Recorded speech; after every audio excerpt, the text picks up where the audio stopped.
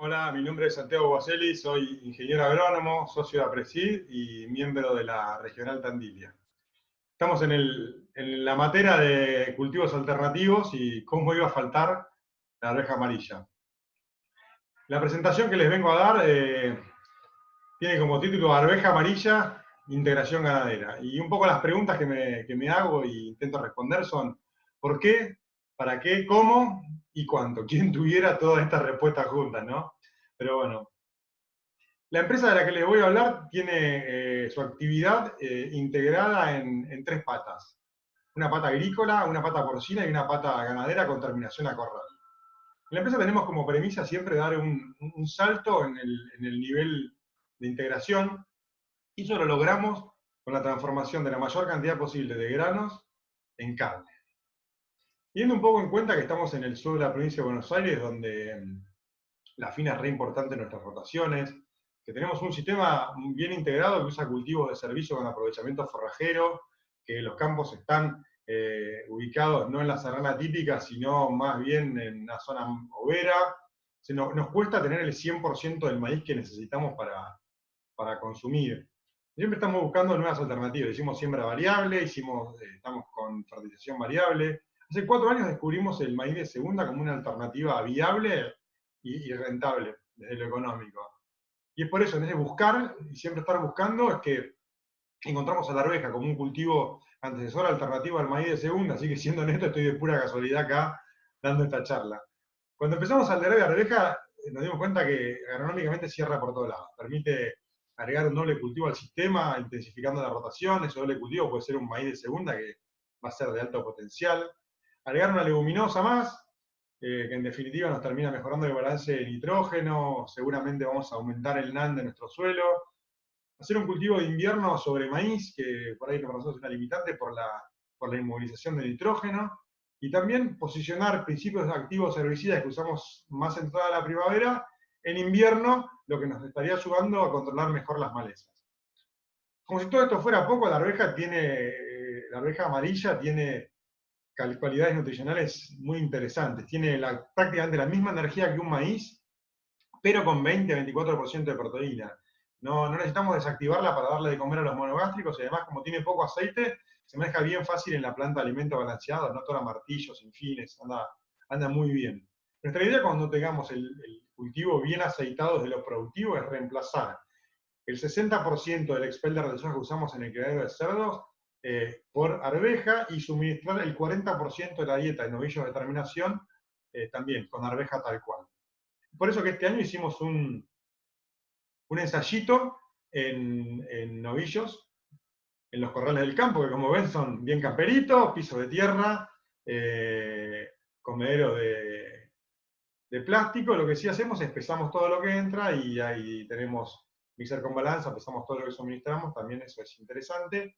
En este caso tuvimos una ganancia de peso de 1,36 kg por animal por día. La verdad que es un poquito más que lo que hacemos habitualmente, que estamos en 1,25 kg, 1,3 kg, pero lo lindo me parece que empieza cuando empezamos a ver la eficiencia. Acá pido perdón a los nutricionistas, pero para mí 7,26 kg de comida por kilo de carne producida es una eficiencia interesante, sobre todo si hablamos de animales pesados de 394 kilos como entraron y salieron de 512. Y lo que hicimos acá fue reemplazar parte de la dieta. Nosotros tenemos una dieta que tiene maíz, silo de maíz y concentrado proteico al 10%. En este caso reemplazamos el 80% del concentrado proteico por arveja tal cual, y el hecho de haber hecho ese reemplazo nos produjo un ahorro de 65.000 pesos. Parece poco en una tropa de novillos, pero si lo llevamos a pesos por kilo de carne ganado, hablamos de 45 pesos con 36 con concentrado y 45 pesos, 41 pesos con 76 en la dieta que incorporamos a arveja. Esto es un 10% de diferencia a favor de la dieta que tiene arveja, lo que es sumamente interesante en un field. Pasando ya a un tema más agronómico, como dije al principio, pensamos en la arveja como antecesor de maíz de segunda. Todo lo que tengo son buenas noticias. Acá ven 2 fotos.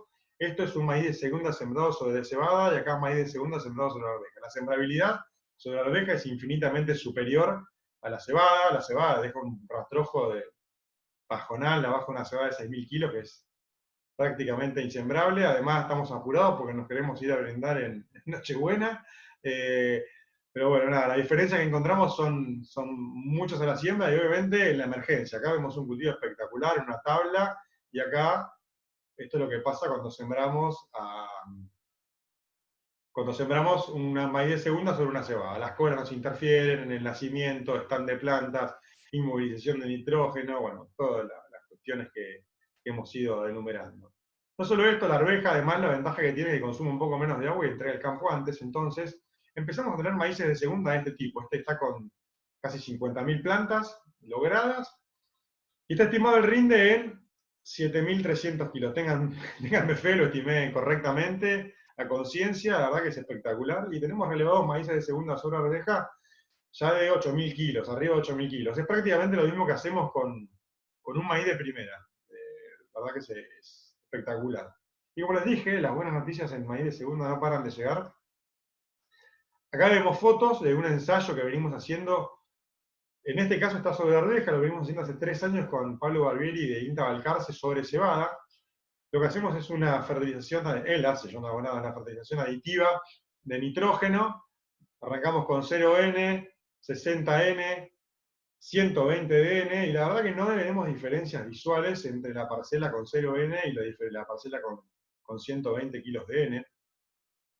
Y un poco, por ahí es prematuro y anticipado porque no están los datos analizados, esto se construyó hace poquito, pareciera que los datos de cosecha indican lo mismo que vemos a simple vista y que no habría respuesta en rinde al agregado de nitrógeno. O sea que esta también es una buena noticia. Ya un poco saliendo de todo esto y pasando a la parte de manejo de cultivo de arveja, en nuestra zona, el lote no helador tendríamos que arrancar a sembrar el 20 de junio. En lotes más heladores, por ahí pensar en siembra el 10 del 7 para que la poda de arveja no se congele tanto, con una fecha tope del 30 de julio. En lo que es densidad de siembra tenemos que hablar de 80 a 100 plantas por metro para tener buenos rindes. Y acá empieza el primer escollo. Para lograr estas 80 o 100 plantas, a veces tenemos que sembrar entre 300 y 320 kilos de semilla, por lo que podemos tener algún tema logístico, de costo de semilla, o alguna sembradora que se atora en los alimentadores por la cantidad de semilla que tiene que tirar por metro. Temas que todos solucionables y que están considerados en los márgenes, así que lo vamos a ver más adelante. Pasando al tema de nutrición, como en muchas otras especies, el umbral de respuesta a fósforo lo encontramos a partir de 15 ppm, a partir de 15 ppm no habría respuesta a la fertilización fosforada, pero pensando un poco en el balance, cada tonelada de arveja requiere 5 kilos de P, así que con 100 kilos de diamónico estaríamos haciendo una reposición para un rinde potencial de 4.000 kilos. Un poco es lo mismo que vemos en este trabajo de Gustavo Ferrari, que encuentra un plató de respuesta rinde con 100 kilos de MAP en este caso, así que es un poco, estamos hablando de la misma cantidad.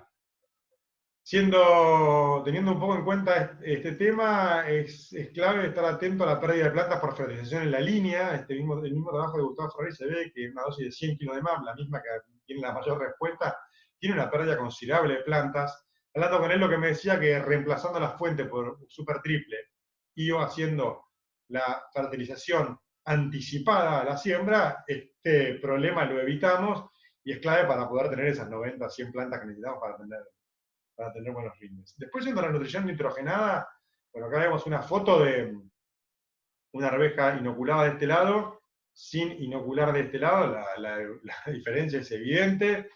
La mayor respuesta nutricional la vamos a tener haciendo una buena inoculación. Este es un trabajo, está adaptado de un trabajo de Gabriel Prieto, la foto también es de él. La arveja inoculada rinde 400 kilos más que el testigo, y es más, rinde más que el tratamiento que tiene el nitrógeno aplicado de una fuente química, así que no hay excusa. Hay que inocular la arveja porque si no, no tenemos respuesta nitrogenada. Yendo al manejo de malezas, hay que definir todo en preemergencia. En posemergencia vemos que tenemos grandes problemas, pérdida hasta el 50% del rinde. Este es un trabajo que está en un gráfico adaptado de un trabajo de Marco Giannicari y de Barro. Lo normal es hacer en preemergencia y macetapir, pero podemos aplicar otros principios, flumioxacin, fluorocloridona, atracina, deberemos elegir de acuerdo a el lote y las malezas que tengamos. Los porcentajes de control de malezas mejoran, como vemos, cuando hacemos una mezcla, y los rindes, lejos de empeorar, mejoran. Así que, bueno, atentos a hacer las cosas bien en preemergencia, porque en posemergencia podemos tener problemas. De hecho, es re susceptible, hasta parece que los graminicidas le pegan cuando se los aplicas. Ya yendo al tema de manejo de enfermedades, tenemos problemas de dumping off, bueno, ahí tenemos Rhizoctonia, Fusarium, Pythium, enfermedades que afectan a muchos cultivos. Los manejamos con rotación de cultivos, separando las arvejas, 3, 4 años no tendríamos que tener problemas, pero bueno, siempre está bueno hacer un buen cura semilla. Si tiene metalaxil mejor, lo incorporamos junto con el inoculante y bueno, manejamos este tipo de enfermedades. Pasando a enfermedades de hoja, bueno, de invierno, humedad, volumen de planta importante, oidio y mildew están a la orden del día. Pero creo que la enfermedad clave creo es las colchitas, el complejo colchita. Estas fotos me las prestó María Lago para esta presentación. Es una mancha foliada que ataca, bueno, hojas obviamente, tallos, vainas, zarcillos, es bastante agresiva.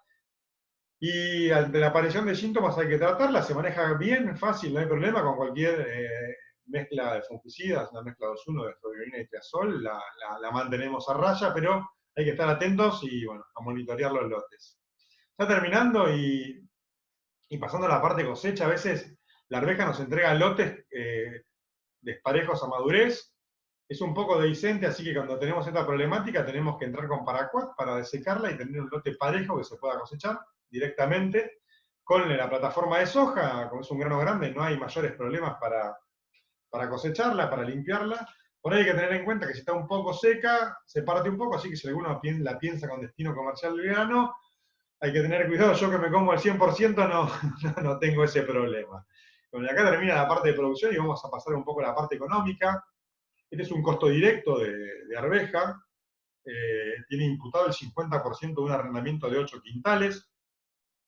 Y nos da un costo de $346. Es bastante menos que lo que hacemos habitualmente o lo que tenemos habitualmente en una fina o en un cultivo de invierno en la zona. Está pensado con costos normales de un cultivo de arveja normal. Cuando vemos en un análisis de sensibilidad de rindes por precios, no es la panacea, estamos perdiendo plata en varios lugares, en flotabilidad con 3.000 kilos y $120, que es lo que vale de hoy, nada loco, nada interesante para ver, pero cuando empezamos a ver los costos directos de producción de maíz de segunda, en este caso, en esta placa sobre cebada y en esta sobre arveja, vemos que tenemos una diferencia básicamente en el nitrógeno. Como dijimos hoy, no habría respuesta a la aplicación de nitrógeno en maíz de segunda sobre arveja, entonces haciéndole una pequeña trampa al margen bruto de arveja y le incorporamos estos $67 que nos ahorramos, los números se ponen un poquito más verdes, tenemos $80 contra 346 de costo, un margen bruto, una rentabilidad de 23%, se pone un poco más lindo, pero bueno. Saliendo de esta trampita nutricional, al margen bruto y dejando el margen bruto original de arveja y viendo el margen bruto que tenemos de maíz de segunda sobre arveja y sobre cebada, tenemos que tener en cuenta que sobre arveja tenemos un rendimiento 1.000 kilos más que sobre cebada. Esto es lo que vemos y además es lo que cita la bibliografía, porque la arveja entrega, como dije antes, el lote un poquito antes y además consume menos agua. Esto impacta fuertemente en el margen bruto. Acá pusimos en $260 de margen bruto una pelotita verde. Los números son todos verdes para el margen bruto de maíz de segunda sobre arveja. No son malos para cebada, pero bueno, la verdad que la diferencia es interesante. Pero bueno, me gustaría empezar a verlos ya como un todo y no como márgenes brutos aislados, y la idea es juntarlos y ver todo como un combo. Acá lo que hice fue juntar el peor rinde de arveja con el peor rinde de maíz. Esto no necesariamente va a pasar así, pero bueno, es para ver los extremos. $135 en el extremo inferior, $745 en el extremo superior, creo que tenemos que andar por acá. $373, $468, me parece que son márgenes más que interesantes. Lo que queda demostrado que el combo arveja, maíz de segunda, desde lo económico, son recontraviables. Y el agronómico también, así que los incentivo a que encaren este cultivo. Y un poco como para cerrar, y si se puede, me gustaría hacer una pequeña reflexión entre signos de pregunta, ¿no? Voy a poner en el centro de la cuestión a este análisis de sensibilidad de márgenes brutos, y alrededor me gustaría ir poniendo todas esas cuestiones que fuimos viendo hoy, esos beneficios, esos servicios que nos aporta el doble cultivo, como son la intensificación de la rotación, el uso de herbicidas alternativos, el menor costo de alimentación, la mayor eficiencia de engorde, la incorporación de otra leguminosa a la rotación, esto mejora la diversidad y seguramente vamos a estar mejorando nuestro NAN, entre otras, ¿no? ¿No será la hora de sacar del centro de la escena al margen bruto y sin sacarle la importancia que tiene, empezar a verlo como parte de un todo e integrarlo al resto de los servicios? Muchas gracias.